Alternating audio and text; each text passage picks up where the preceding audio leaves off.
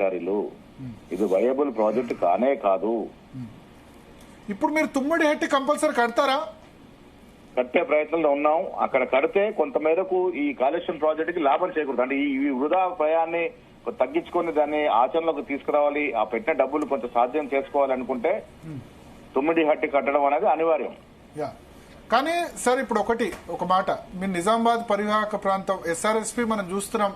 సరే ఈ మధ్య కాలంలో 2017 నుంచి వర్షాలు బాగుపడుతున్నాయి కానీ నిండుతుంది. కానీ చాలా 10 సంవత్సరాల్లో 3-4 సంవత్సరాలు 5-6 సంవత్సరాలు నిండని పరిస్థితి. సో ఎట్లా ఏదో ఒకటి ఇప్పుడు కాళేశ్వరం వద్దు లేదా తుమ్మిడిహట్టి కూడా రెండు. పోచంపాడు శ్రీరామ్ సార్ ప్రాజెక్టు కింద పరివాహక ప్రాంతం నిజామాబాద్ చాలా తక్కువ, 30,000 ఎకరాలకు మించి లేదు. మాకంతా కూడా నిజాం సాగర్ ఆయకట్టు మాది పైన ఉంటది కాబట్టి శ్రీరామ్ సాగర్ ప్రాజెక్టు మా ఊర్లో మా జిల్లాలో ఉన్నప్పటికీ మాకు మాకు ఇరిగేషన్ చాలా తక్కువ, 30,000 ఎకరాలకు మించి లేదు.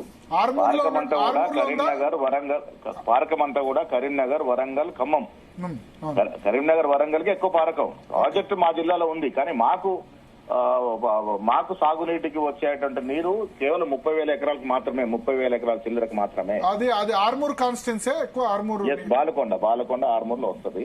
ఓకే, గుత్పా అలీ సాగర్ కూడా ఎత్తిపోత పథకాలు దాని సబ్సిడీ కొంతమేర సక్సెస్ఫుల్ ఉన్నాయి.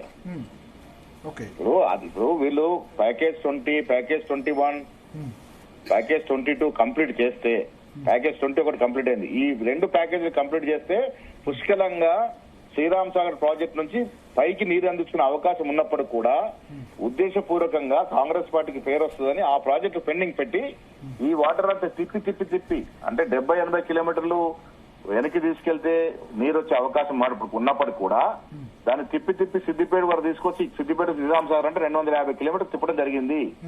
ఏ 10th క్లాస్ పాస్ అయిన పిల్లల్ని అడిగినా ఇది తప్పుడు డిజైన్ అని చెప్తాడు. సో అన్క్వాలిఫైడ్ ఇంజనీర్ కేసీఆర్ ఇచ్చిన డిజైన్ వల్ల యావత్ కాళేశ్వరం ప్రాజెక్టు నీట మునిగిపోయింది.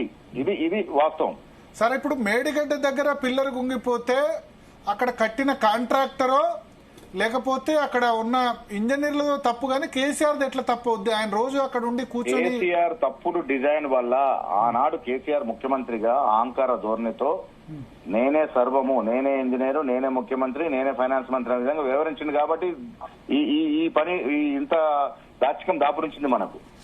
ఆనాడు నిజమైనటువంటి ఇంజనీర్లు ఇచ్చినటువంటి సూచనల్ని సలహాల్ని పక్కన పెట్టాడు. ఇది వాస్తవం.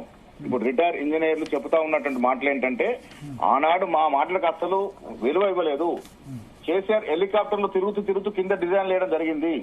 ఇది ఎంత పిచ్చి పనిగా ఉందంటే ఒక ముఖ్యమంత్రిగా ఉండి ఎంత పెద్ద లక్షల కోట్ల రూపాయలు పెట్టి ఒక ప్రాజెక్ట్ కట్టినప్పుడు నిష్ణాతులైన ఇంజనీర్ల సలహాలు తీసుకుంటారా లేక ఆయన సలహాలను పాటిస్తారా?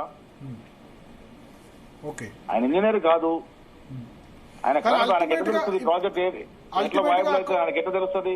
కేవలం అహంకారికంగా ముఖ్యమంత్రి కాబట్టి నేను చెప్పింది వినాలి, నేను చెప్పిందే చేయాలి అనే ధోరణితో ఈ ప్రాజెక్ట్ కట్టినారు కాబట్టి ఇంత నష్టం జరుగుతా ఉంది మనకి.